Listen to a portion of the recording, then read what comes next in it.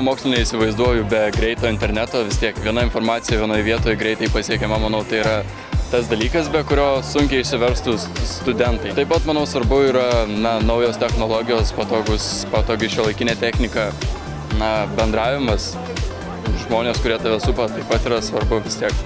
Malonu mokytis tada, kada gerai sutari, šalia su kažkokia kompanija. Gerų mokslų turbūt neįsivaizduočiau be sporto ir be visos tos veiklos, kuri vyksta po paskaitų, kad ir studentų atstovybės, ten reporteris ir panašiai. Neįsivaizduoju savo mokslų be bendraujančių dėstytojų, be draugiškų studentų, be spartaus interneto ir be linksmybių.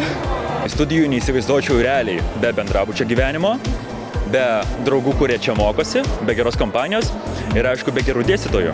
Gerų studijų neįsivaizduoju visų pirma be labai užsidegusių ir norinčių mokyti dėstytojų. Labai svarbu yra ir studentai, kurie norėtų mokytis ir kartu įpūstų tą visą tokią energiją ir norą studijuoti.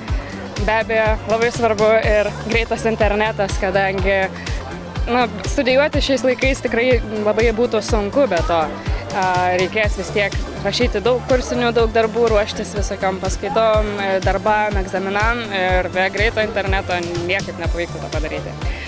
O svarbiausia tai, manau, vidinis varikliukas.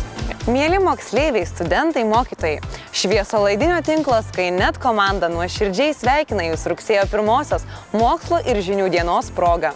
Linkime sėkmingo ir prasmingo starto į pažinimo kelionę.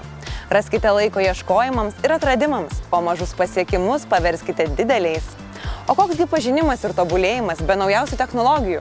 Todėl Skynet, kaip ir kasmet, paruošė išskirtinį pasiūlymą studentams.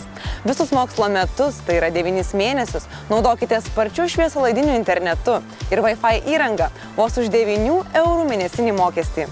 Nenustokite tyrinėti ir nuolat judėkite pirmin. Su švente, Jūsų Skynet!